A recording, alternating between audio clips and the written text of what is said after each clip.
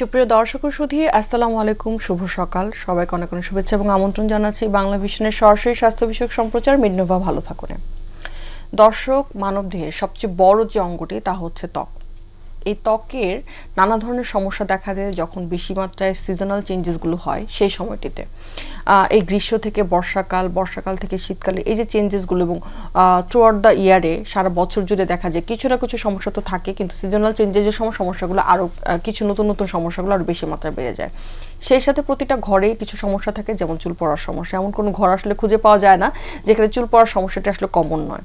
তো এই যে ত্বকের নানা ধরনের সমস্যাগুলো, সেই সাথে সিজনাল চেঞ্জেসের যে প্রবলেমগুলো অ্যারাইজ করে সেইগুলো, এবং সেই সাথে চুল পড়ার সমস্যাগুলোতে আধুনিক কী কী চিকিৎসা দেওয়া যেতে পারে সেই বিষয়গুলো নিয়ে আজকে আমরা কথা বলবো। আজকে যে বিষয়টি আমরা রেখেছি সেটা হচ্ছে ত্বক ও চুলের সুরক্ষা, এবং এই বিষয়টি নিয়ে কথা বলবার জন্য আমাদের সাথে আজকের উপস্থিত আছেন অধ্যাপক ডাক্তার বখতিয়ার কামাল, বিভাগীয় প্রধান চর্ম ও যৌনরোগ বিভাগ, সিটি মেডিকেল কলেজ হসপিটাল।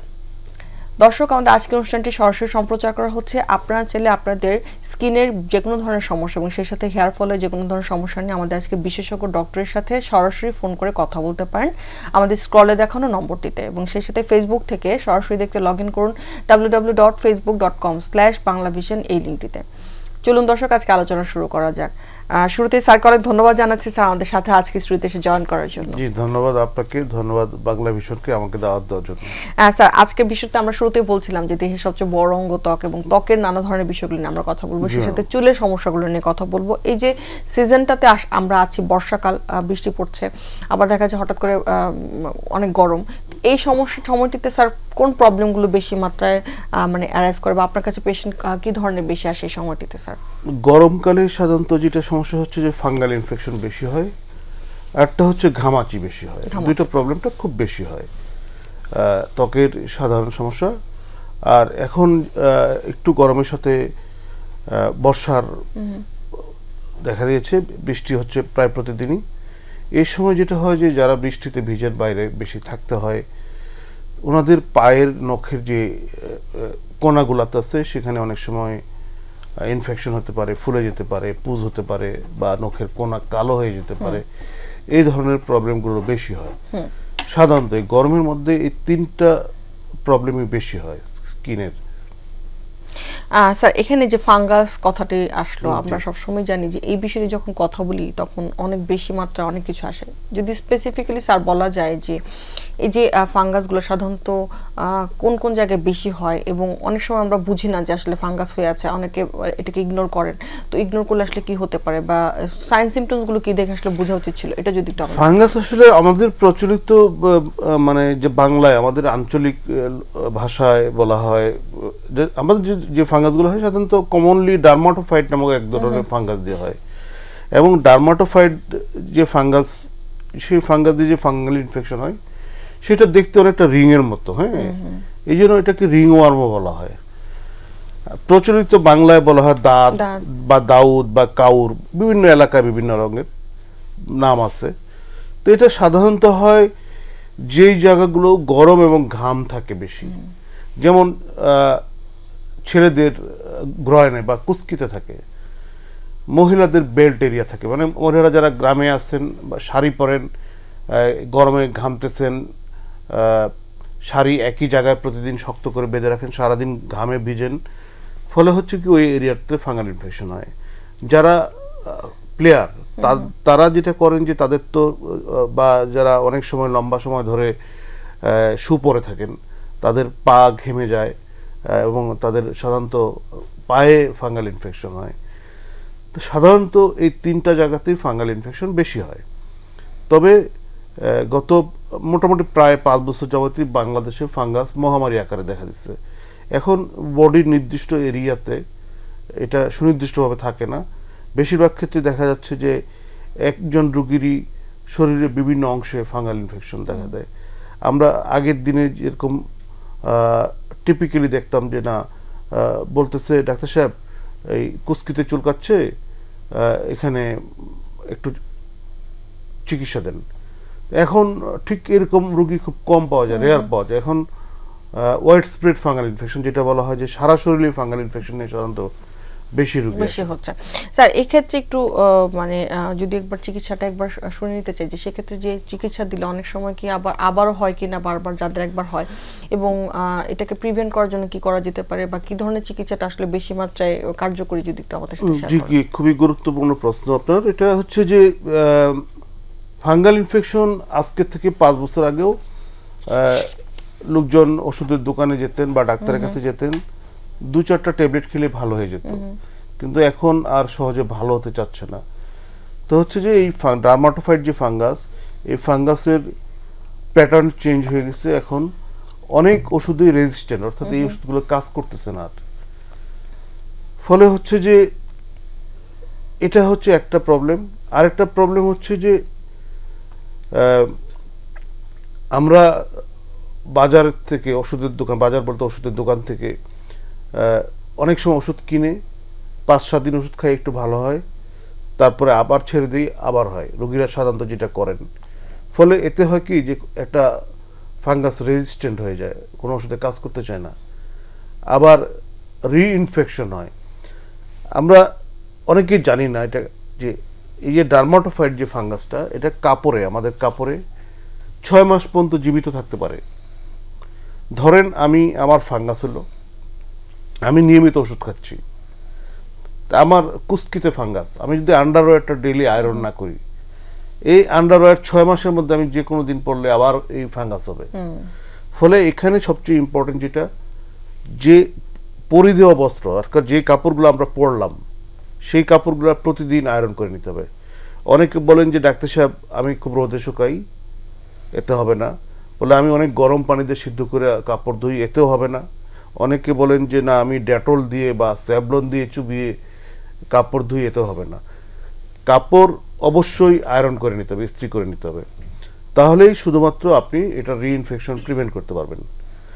আর এই রোগ যাতে না হয়, এটা হলো রোগ হওয়ার পরে পরবর্তীতে যাতে আর না হয়, রোগ যাতে না হয় সেই জন্য আপনাকে ঢিলা ঢালা কাপড় পরতে হবে, 1 নম্বর। গরমের দিনে। 2 নম্বর সুতি জাতীয় কাপড়, সুতি জাতীয় কাপড় যেগুলোতে সহজে বাতাস ঢুকে এবং ঘামটা অ্যাবজর্ব করে। আর হচ্ছে যে আপনি কোথাও ঘেমে গেলে সেই জায়গাটা ড্রাই করে নেবেন। এটা হচ্ছে যে মূলত প্রিভেন্ট করা। স্যার এখানে একটা প্রশ্ন থেকে যাচ্ছে যে ফাঙ্গাস এবং স্ক্যাবিস, একটা টার্ম আমরা বলি খুজলি, যেটাকে বাংলায় বলে, একই জিনিস কিনা বা একটা থেকে একটা হতে পারে কিনা, বা যাদের ফাঙ্গাস হয় তাদের কি আবার খুজলি হয় কিনা, এই ধরনের প্রশ্নগুলো অনেক সময় থাকে। এই দুটোর মধ্যে আসলে স্যার পার্থক্যটা আমরা কিভাবে করব? খুজলি হচ্ছে মানে হচ্ছে যে একদম খুশপাঁচড়া যেটাকে বলা হয়, স্ক্যাবিস ডাক্তারি ভাষায়, অনেক সময় খাউজও বলা হয় গ্রাম্য ভাষায়। হ্যাঁ, এটা টিপিক্যালি আঙ্গুলের চিপায় হয়, আঙ্গুলের চিপায় হয়, আর হচ্ছে যে রাতে খুব চুলকায়।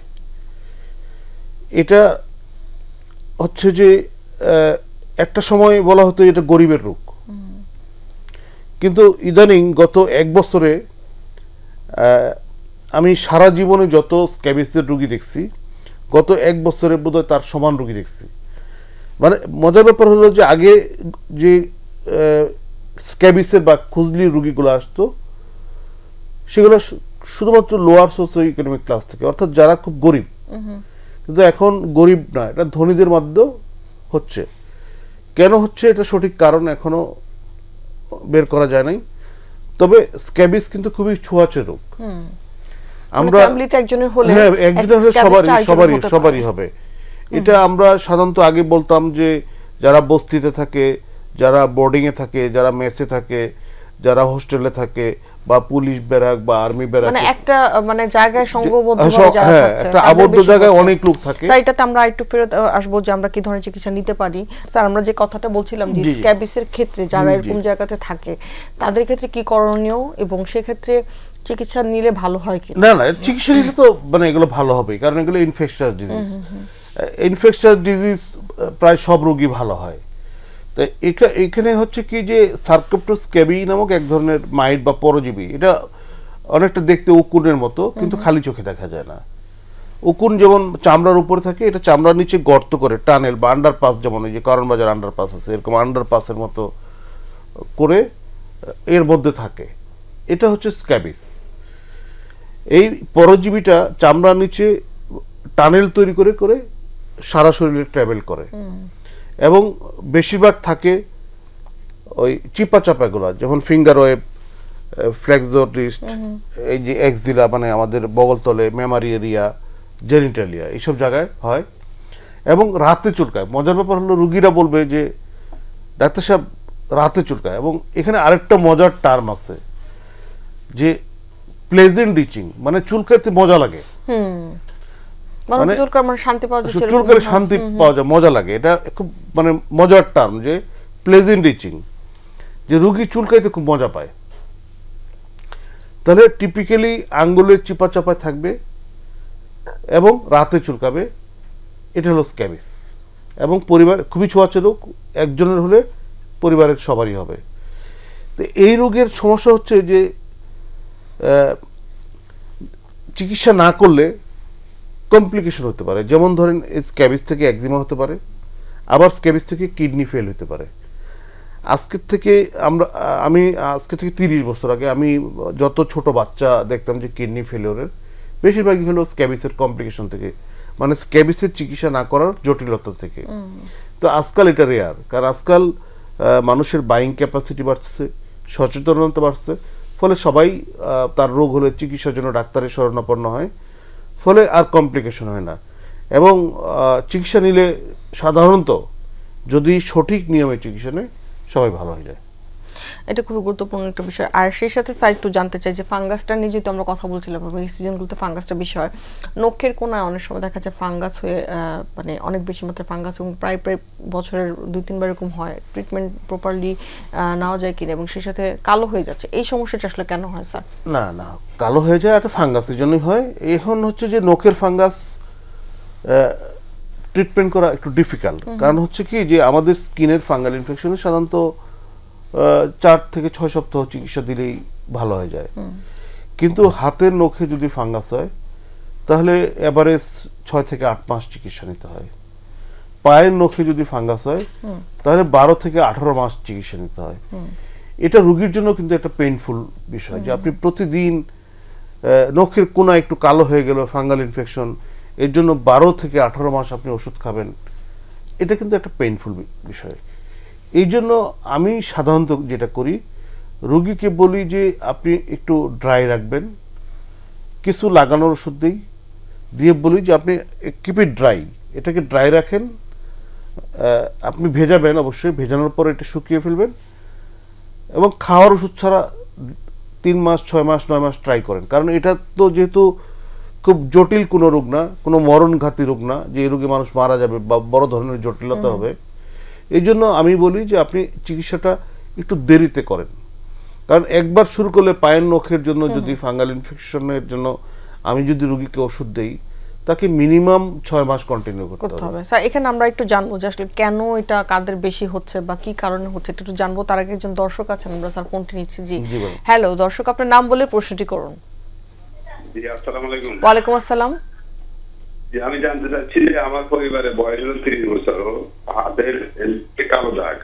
আমি এখানে সাধারণ ডাক্তার দেখাইছিলাম, ওনারা আমাকে টার্মেক ছিল আর এই একটা ক্রিম দিয়েছিল, টার্মেক ক্রিম আর কি, এই দুইটাই ব্যবহার করছে, 3 মাসের মধ্যে যাচ্ছে না আর কি। নখের উপরে কালো দাগ 3 আঙ্গুলে, বাম হাতের 3 আঙ্গুলে নখের উপরে কালো দাগ, বাম হাতে নখের উপরে কালো দাগ। স্যার আমি যেটা বললাম যে আগে 3 মাসে সাধারণত ভালো হবে না।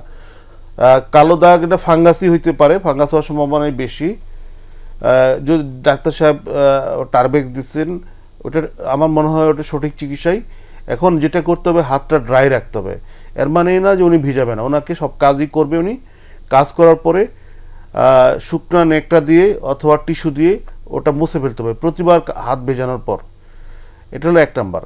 আর 2 নাম্বার হচ্ছে যে আপনি আরও 3 মাস ট্রাই করেন, তারপরেও যদি ওই রোগ ভালো না হয় তাহলে অবশ্যই আপনি আরেকজন বিশেষজ্ঞ ডাক্তারের একটা মতামত নেবেন, কারণ একটা সেকেন্ড অপিনিয়ন দরকার আছে যে আসলেই রোগটা কি। ধন্যবাদ। ধন্যবাদ। আমার তার একজন দর্শক আছেন, তার ফোনটি নিচ্ছি। জি হ্যালো দর্শক, আপনার নাম বলে প্রশ্নটি করুন।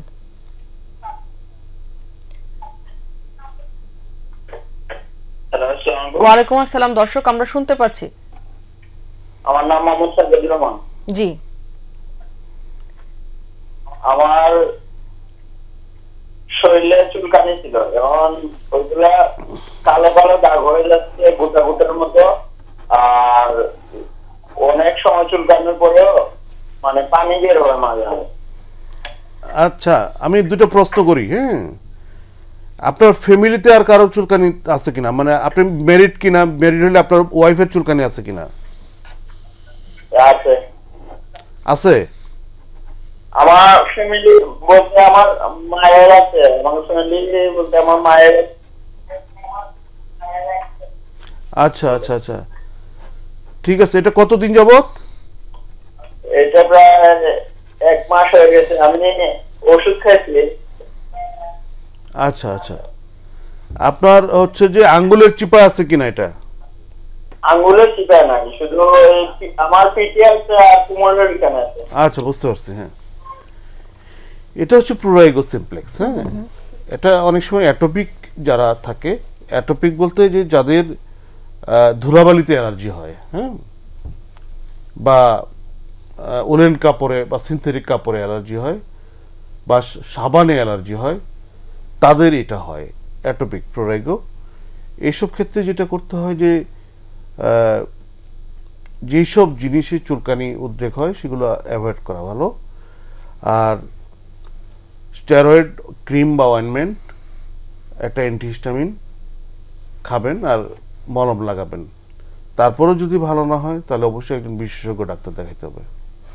অনেক ধন্যবাদ স্যার। যে বিষয়টিতে আমরা কথা বলছিলাম যে মানে স্ক্যাব, মানে এই যে এই নখের যে ফাঙ্গাসটা বা কালো হয়ে যাওয়াটা, এটা কি ফ্যামিলিগত কোনো কারণ আছে কিনা, বা কোনো খাবার থেকে, বা কোনো অন্য মানে কি কারণ এটা হতে পারে? না না, এটা হচ্ছে জাস্ট ভেজা থাকার জন্য, ফ্যামিলিগত কোনো কারণ নাই। এখন পর্যন্ত ওরকম কোনো মানে আবিষ্কার হয় নাই যে ফ্যামিলিগত কোনো প্রভাব আছে। যারা খুব ফ্রিকুয়েন্টলি হাত বা পা ভিজায় বা অনেকক্ষণ যাবত ভিজা থাকে তাদের সাধারণত হয়। যেমন ধরেন যাদের একটু সূচিবায়ু টাইপ আছে, যে কিছু করেই হাত পানি দিয়ে ধুবে, তো হচ্ছে যে এক গ্লাস পানি খাওয়ার আগে গ্লাসটা 3 বার ধুয়ে নেবে। আসলে এতবার ধোয়া দরকার নেই। হ্যাঁ, তো হচ্ছে যে তাদের সাধারণত এই প্রবলেমটা হয়। যারা সাধারণত বেশি মানে বার হাত ধোয় না বা বেশিক্ষণ পানিতে হাত বা পা ভিজিয়ে রাখে না, তাদের সাধারণত এই রোগ হয় না। এটা হচ্ছে ওই ভেজা থাকার জন্য হয়। ভেজা থাকলে ফাঙ্গাস ওখানে গ্রো করে। স্যার, এটার সাথে একটু আরেকজন দর্শক আছেন, আমরা তার ফোনটি নিয়েছি। ফোনটা নিয়ে এসে আমরা হেয়ার ফলটা নিয়ে আজকে কথা বলবো। দর্শক হ্যালো, আপনার নাম বলে প্রশ্নটি করুন। হ্যালো, জি দর্শক আমরা শুনতে পাচ্ছি, আপনার প্রশ্নটি করুন। আমি কামাল হোসেন মুগদা থেকে বলছি। জি জি, আমার হাতে এবং পায়ে সোরিয়াসিস নামে একটা ফাঙ্গাস হচ্ছে, এটা খাওয়ার কোনো ঔষধ আছে নাকি মলমই এটার উপযুক্ত ব্যবহার? সোরিয়াসিস? জি জি। আচ্ছা জি জি জি জি। আচ্ছা, ঠিক আছে, ওকে। এটার খাওয়ার ওষুধ আছে। তো সোরিয়াসিস হচ্ছে যে খুবই কমন একটা রোগ। আমাদের দেশে প্রতি 100 জনের মধ্যে 2 জন এই রোগে আক্রান্ত। তাহলে আপনি যদি মোটামুটি 20 কোটি লোক থাকে তাহলে হিসাব করেন যে তাহলে কত লোক এই রোগে আক্রান্ত। এটা খুব সিরিয়াস কোনো রোগ না যদি আপনি চিকিৎসায় থাকেন। চিকিৎসাটা মাঝে মাঝে নিতে হতে পারে, অনেকটা ওই যে আমরা গ্যাস্ট্রিকের ওষুধ খাই এরকম, কিন্তু আপনাকে মানে সারা জীবনই চিকিৎসার উপর থাকতে হবে। কিন্তু এটা ডায়াবেটিস বা প্রেশারের মতো না যে প্রতিদিনই ওষুধ খেতে হবে।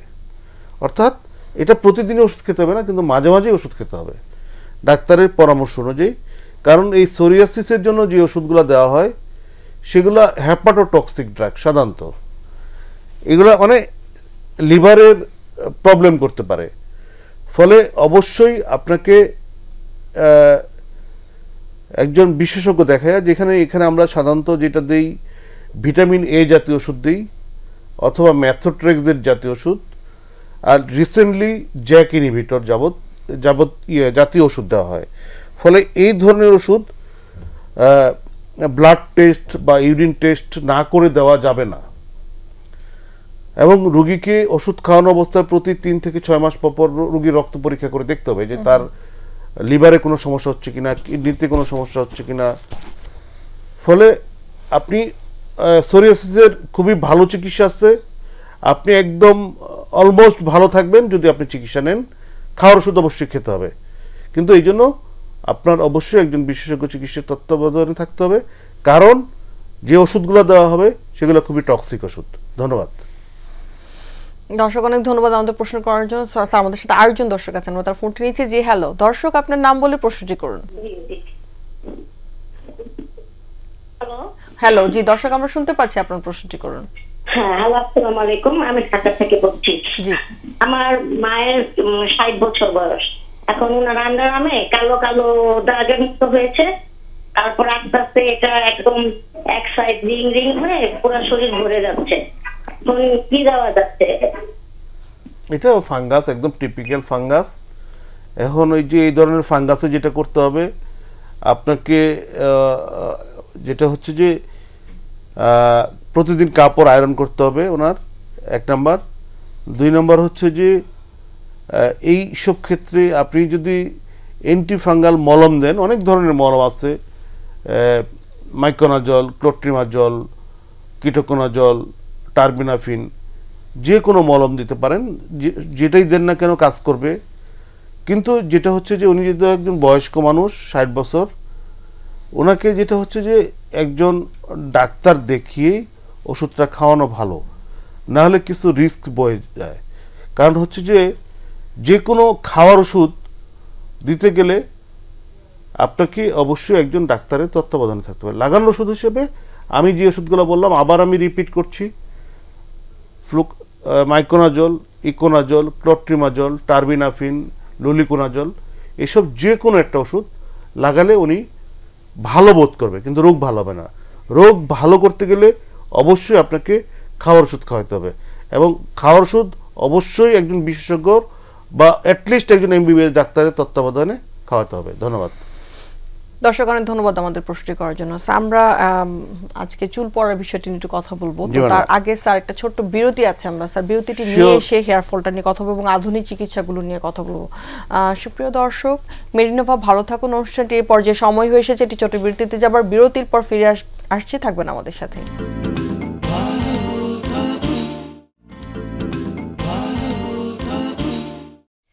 সুপ্রিয় দর্শক, বিরতি শেষে আবারও ফিরে এলাম মেডিনোভা ভালো থাকুন অনুষ্ঠানটিতে। আমাদের সাথে থাকার জন্য ধন্যবাদ। আজকে আমরা কথা বলছিলাম ত্বক ও চুলের সুরক্ষা নিয়ে। আমাদের সাথে একজন দর্শক আছেন, আমরা তার ফোনটি নিচ্ছি। জি হ্যালো দর্শক, আপনার নাম বলে প্রশ্নটি করুন। আমার বয়সের তো ওই হাতগুলি ব্যথাও করে এবং ফেটে ফেটে যায়, সেটা বিশেষ করে শীতের সিজনে আসলে। ইরিটেন্ট কন্ট্যাক্ট এক্সিমা যেগুলো হয়, যে খুব কঠিন যে ডিটারজেন্টগুলো, যেমন ধরেন Surf Excel, Wheel powder, Vim bar, এগুলো থেকে হয় কি হাতের চামড়া ফেটে যায় লম্বা সময় ধরে যদি এগুলো হ্যান্ডেল করা হয়, লম্বা সময় ধরে ক্রনিক্যালি। এটা হাউসমেটদের হয়, অনেক সময় হাউসমেট এক্সিমা বলা হয়। ফলে এইসব ক্ষেত্রে যেটা হচ্ছে যে সাবান তো ওনাকে কাজ করতে হবে, কাজ তো আর কেউ করে দেবে না। পৃথিবীর আমাদের দেশে যেমন সার্ভেন্ট পাওয়া যায়, পৃথিবীর বিভিন্ন প্রায় সব দেশে তো পাওয়া যায় না, মানুষ নিজের কাজ নিজেই করে। তো 3 ধরনের গ্লাভস পৃথিবীতে পাওয়া যায়। একটা মেডিকেল গ্লাভস, যেটা আমরা ডাক্তার ইত্যাদি ব্যবহার করি। একটা হচ্ছে হাউস হোল্ড গ্লাভস, মানে গৃহস্থালী গ্লাভস, হাত মোজা, প্লাস্টিকের হাত মোজা। এটা নিউ মার্কেট, গাউসিয়া এবং সব বড় বড় সুপার শপে পাওয়া যায় এবং ফার্মেসিতে পাওয়া যায়। তো ওই ধরনের গ্লাভস পরে সাবান, সোডা বা স্যাভলন বা ডেটলের কাজগুলো করবে। আর হাতে দিনে 2 বেলা পেট্রোলিয়াম জেলি বা ভেজলিন লাগাবে। তারপরে যদি না কমে সুপার পটেন্ট স্টেরয়েড লাগানো যেতে পারে। তারপরে যদি না কমে তাহলে অবশ্যই একজন ডাক্তার দেখাইতে হবে। ধন্যবাদ। অনেক ধন্যবাদ স্যার। আমরা যে জায়গাটিতে একটু কথা বলতে চাচ্ছিলাম সেটা হচ্ছে যে ব্রণের বিষয়টিতে দেখা যায় যে অনেক ইয়াং থেকে যাদের একটা বয়সন্ধিকালের মধ্যে দিয়ে যায়, তাদের যেভাবে ব্রণ হচ্ছে সেভাবে আবার অনেক সময় হরমোনাল চেঞ্জেসের কারণে অনেক সময় হচ্ছে। তো অনেকের সারা বছর ধরে হয়, অনেকের পুরো মুখ ভরে থাকে বা হাতের অন্যান্য জায়গাতে হয়। এই যে এই বিষয়গুলোতে যদি স্যার একটু বলেন যে সেক্ষেত্রে আসলে মানে কি ধরনের ট্রিটমেন্টগুলো আসলে অ্যাকচুয়ালি নেওয়া উচিত ছিল? ব্রণ আসলে বয়সন্ধির একটা সাধারণ রোগ। কেন কারণ হচ্ছে বয়ঃসন্ধিতে একটা ছেলে বা মেয়ে একটা পুরুষ বা একটা মহিলা রূপান্তরিত হয়, ফলে তার শরীরে অনেকগুলো চেঞ্জ আসে। এটা হচ্ছে অ্যান্ড্রোজেন নামক সেক্স হরমোনের জন্য। তো এই হরমোনটা ওই বয়সের জন্য দরকার, কারণ তাকে একটা পূর্ণাঙ্গ মহিলা বা যুবতী বা একজন পূর্ণাঙ্গ পুরুষ বা যুবক তৈরি করতে এই হরমোনের গুরুত্ব অসীম। কিন্তু এই হরমোনটা কি করে, আমাদের যে তৈলগ্রন্থি সেটার কার্যক্ষমতা অনেক বাড়িয়ে দেয়, ফলে প্রচুর তেল বের হয়। আপনি দেখবেন যে যাদের ব্রণ হয় তাদের স্কিন সাধারণত তৈলাক্ত থাকে, এই তেলটা বের হয় প্রচুর পরিমাণে, এটা একটা কারণ। 2 নম্বর হচ্ছে বংশগত কারণ একটা আছে, যাদের বংশে ব্রণ আছে তাদের ব্রণ বেশি হবে। 3 নম্বর হচ্ছে যে এই তৈলগ্রন্থির মুখে যদি কোনো ত্রুটি থাকে, তৈল সাধারণত বের হইতে থাকে, মুখ তেল তেল হয়ে যায়। তৈলগ্রন্থির মুখে যদি কোনো ত্রুটি থাকে তাহলে তেলটা বের হইতে পারে না, এটা গোটা হয়ে যায় ব্রণের মতো। আরেকটা জিনিস হচ্ছে যে এক ধরনের জীবাণু আছে, প্রোপাইনোব্যাকটেরিয়াম অ্যাক্নি বা আমরা পি অ্যাক্নি বলি। এই জীবাণুটা করে কি, যে আমাদের যে তেলটা আছে এটা হচ্ছে ট্রাইগ্লিসারাইড, এটাকে ফ্রি ফ্যাটি অ্যাসিডে রূপান্তরিত করে, এবং এই ফ্রি ফ্যাটি অ্যাসিড করে কি, প্রদাহ করে, ইনফ্লামেশন বা প্রদাহ করে, এই জন্য ব্রণটা হয়। তাহলে ব্রণ বয়ঃসন্ধির একটা সাধারণ রোগ, বয়ঃসন্ধিতে এটা হবেই। সাধারণত 25 বছর বয়সের মধ্যে ভালো হয়ে যায়। 25 বছর বয়সের পরেও যদি কারো ব্রণ থাকে তাহলে এটা সিরিয়াসলি চিন্তা করতে হবে। এখন তাহলে কি ব্রণের রোগীকে আমরা চিকিৎসা দিব না? অবশ্যই দেব। চিকিৎসা কি, এর মধ্যে অ্যাডভাইসটা খুব গুরুত্বপূর্ণ। স্যার এটা একটু জানবো, আমাদের সাথে একজন দর্শক আছে, তার ফোনটি নিয়েছি। জি হ্যালো দর্শক, আপনার নাম বলে প্রশ্নটি করুন। জি দর্শক শুনতে পাচ্ছেন আমাদের? জি জি জি জি জি দর্শক আমরা শুনতে পাচ্ছি, আপনার প্রশ্নটি করুন। আমার হচ্ছে যে স্যার বাম পায়ে গোয়ালের উপরে টেস্ট করে একজিমা ধরা পড়ছিল, পরে এটা আমি ডাক্তার দেখাইতে ভালো হয়েছে। এখন থেকে এটার পাশে কিন্তু ওইরকম হয় নাই, জাস্ট পানিযুক্ত, পানিটা যেখান দিয়ে লাগতেছে ওইখান দিয়ে আবার চুলকাচ্ছে, এবং এটা আমার প্রাইভেট জায়গার দিকে ছড়াই যাচ্ছে।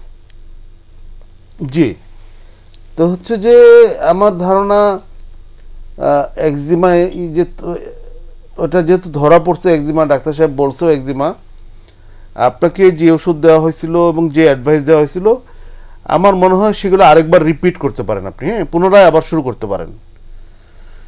তারপরে যদি আপনার না কমে তাহলে আপনি যে ডাক্তারকে আগে দেখিয়েছিলেন ওনাকে দেখান। আমার মনে হয় এটাই সবচেয়ে নিরাপদ উপায়। তবে আপনি অবশ্যই 10 দিনের বেশি ট্রাই করবেন না। 10 দিন পরেও যদি দেখেন যে ভালো না হয়, হচ্ছে না, তাহলে আপনি অবশ্যই ডাক্তারকে দেখাবেন। ধন্যবাদ। দর্শক অনেক ধন্যবাদ আমাদের প্রশ্নটি করার জন্য। স্যার যে বিষয়টা আমরা ছিলাম, যে হ্যাঁ, আমরা ব্রণের মধ্যে ছিলাম, যে বললে বয়ঃসন্ধির একটা সাধারণ রোগের জন্য কি আমরা চিকিৎসা দিব না? অবশ্যই দিব। কেন চিকিৎসা দিব? চিকিৎসা দিব 2টা কারণে, যাতে ব্রণ থেকে দাগ না হয় এবং ব্রণ থেকে গর্ত না হয়। দাগ হলে এটার চিকিৎসা সহজ, দাগ চলে যাবে, কিন্তু গর্ত হলে কখনোই গর্ত 100% যাবে না।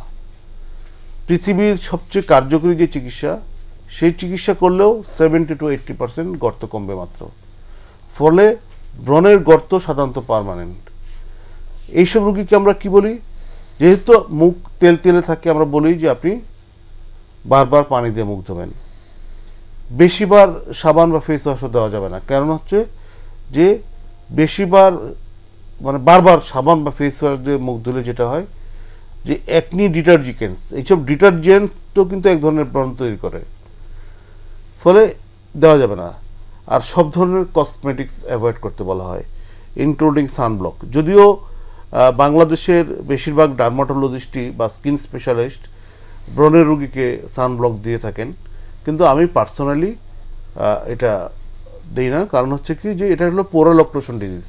কারণ তৈলগ্রন্থির মুখ বন্ধ হয়ে যায়, একটা মুখ অলরেডি বন্ধ আছে, তার উপর দিয়ে যদি আমি আর একটা ক্রিম লাগাই দিই তাহলে আরও ডাবল বন্ধ হলো আর কি। ফলে হচ্ছে যে আমার অ্যাডভাইস থাকে যে আপনি অবশ্যই মুখে কিচ্ছু দিবেন না। মহিলা হলে বলি যে শুধু লিপস্টিক দিবেন এবং চোখ সাজাবেন, আর কিচ্ছু দিবেন না। আর পুরুষ হলে বলি যে কিচ্ছু দিবেন না। আর যেটা ডায়েটের অ্যাডভাইস, এটা খুব গুরুত্বপূর্ণ, লাইফস্টাইল খুব গুরুত্বপূর্ণ। যেমন ধরেন আমরা যে সময় বড় হয়েছি সেই সময় কিন্তু ব্রণের রোগী এত বেশি ছিল না, কারণ আমরা প্রচুর শাকসবজি খেতাম, আমরা প্রচুর দৌড়াদৌড়ি করতাম গ্রামে, ফলে ব্রণ কম হইতো। কিন্তু আজকালকার বাচ্চাদের যেটা হচ্ছে কি লাইফস্টাইল চেঞ্জ হয়ে গেছে, কারণ এরা হচ্ছে যে ডিজিটাল যুগের, এরা মোবাইল ইন্টারনেট, সারাদিন কোনো কায়িক পরিশ্রম নাই, 1 নম্বর। 2 নম্বর হচ্ছে যে এরা প্রচুর ফাস্টফুড জাঙ্ক ফুড খায়, ফলে অ্যাডভাইস থাকে যে আপনি বলি যে আপনি কায়িক পরিশ্রম করেন এবং প্রচুর ভেজিটেবল খান, জাঙ্ক ফুড ফাস্টফুড অ্যাভয়েড করেন। এটা যদিও ডিরেক্ট কোনো রিলেশন নাই, কিন্তু যেটা হয় যে অবেসিটির সাথে ব্রণের একটা রিলেশন আছে, এই জন্য এটা অ্যাভয়েড করি। আর চিকিৎসা হিসেবে আমরা সাধারণত ভিটামিন এ ক্রিম দিয়ে থাকি রোগীকে, কারণ ভিটামিন এ ক্রিম যে ব্রণের যে কারণে হচ্ছে অর্থাৎ লোমকূপের এবং তৈলগ্রন্থির গোড়াটা যে ব্লক হয়ে যাচ্ছে, এই ব্লকটাকে ছাড়িয়ে দেয়, ফলে হচ্ছে কি তেলটা আবার বের হয়ে যায়, ব্রণটা ভালো হয়ে যায়। স্যার খুবই গুরুত্বপূর্ণ একটি বিষয় নিয়ে আমরা আসলে আলোচনা করলাম, ব্রণের বিষয়টিতে। রাস্তাঘাটে যেটা দেখা যায় যে স্যার সবচেয়ে বেশি স্কিনের যে প্রবলেমগুলোতে অনেক বেশি ধরনের প্রচারণা, খুজলি বা যে কোনো স্ক্যাবিসের যে সমস্যাগুলো নিয়ে আমরা কথা বললাম, সেগুলো নিয়ে অনেক ধরনের মার্কেটিং বা অনেক ধরনের অনেক কিছু হয়। তো এই বিষয়টিতে স্যার মতামত কি, মানে এরকম বিষয়গুলোকে আসলে মানে সঠিকভাবে চিকিৎসা দিতে পারে কিনা, বা সেক্ষেত্রে আসলে ভয়াবহতাটা কিরকম? না, চিকিৎসা দেওয়ার তো কোনো প্রশ্নই আসে না, কারণ হচ্ছে কি যে মানে প্রত্যেকটা রোগের কিন্তু আলাদা আলাদা চিকিৎসা। আপনি খুজলি, আমি এতক্ষণে আমরা যেটা বললাম যে স্ক্যাবিজ বা খুজলির আলাদা চিকিৎসা, দাঁতের আলাদা চিকিৎসা, সোরিয়াসিসের আলাদা চিকিৎসা, একজিমার আলাদা চিকিৎসা, ব্রণের আলাদা চিকিৎসা, কিন্তু ওনারা কিভাবে একটা মলম দিয়ে বলে সর্বরোগ ধরনের চর্মরোগ ভালো হবে? পৃথিবীতে 2500 স্কিন ডিজিজ আছে, তাহলে একটা মলমে কিভাবে 2500 স্কিন ডিজিজ ভালো করে? এটা অসম্ভব। বরং এখানে কিছু ওষুধের ককটেল থাকে, যেমন ধরেন স্টেরয়েড থাকে, স্যালিসাইলিক অ্যাসিড থাকে, অ্যানথ্রালিন থাকে, এই ককটেলগুলো থাকে। হয়তো কিছু রোগীর রোগ ভালো হয়, এটা হলো ঝরে বগ মরে ফকিরের কেরামতি বাড়ে, এরকম টাইপের, কিন্তু বেশিরভাগ ক্ষেত্রেই রোগের জটিলতাকে বাড়ায়। এবং আমাদের দেশে যে ফাঙ্গাস এই মুহূর্তে ভালো হচ্ছে না, মানে নর্মাল চিকিৎসা দিয়ে, এটাও একটা কারণ যে রাস্তাঘাট থেকে মলম কিনে লোকজন ব্যবহার করতেছে। এতে শুধু তার নিজের ক্ষতি না, এটা সামাজিকভাবে রাষ্ট্রের ক্ষতি হচ্ছে, কারণ হচ্ছে রোগ জীবাণুগুলো রেজিস্ট্যান্ট হয়ে যাচ্ছে, ফলে অন্য রোগীর ক্ষেত্রেও ওষুধে কাজ করতেছে না। এবং সে যে মলমটা লাগাবে, এই মলমের থেকে তার শরীরে বিভিন্ন ধরনের পার্শ্ব প্রতিক্রিয়া, ইভেন অনেক রোগী আসে এইসব মলম লাগায় শরীর বার্ন করে নিয়ে আসে, ফলে এগুলো কোনোভাবে ব্যবহার করা ঠিক না। অনেক অনেক ধন্যবাদ স্যার। আমরা যেহেতু একদমই শেষ পর্যায়ে আছি, আমাদের আজকে বিষয়টিতে আমরা রেখেছিলাম ত্বক ও চুলের সুরক্ষা। তো একদম শেষ পরামর্শ হিসেবে স্যার চুলের কোনো সাজেশন যদি আপনি চান। চুলের সুরক্ষায় আমাকে অনেকেই বলেন যে চুলের যত্নে ডাক্তার সাহেব কী করবো? আমি বলি চুলের কোনো যত্ন নাই। কারণ হচ্ছে যে আপনি দেখবেন যে কাজের বুয়া, রিক্সা চালক বা যারা রাস্তাঘাটে ময়লা পরিষ্কার করে, পরিচ্ছন্নতা কর্মী বা পরিচ্ছন্ন কর্মী, মানে নিজেদের আসলে ওইভাবে যত্ন নিতে পারেন না, তাদের মাথায় দেখবেন চুলে ভর্তি, ফলে চুলের কোনো যত্ন লাগে না।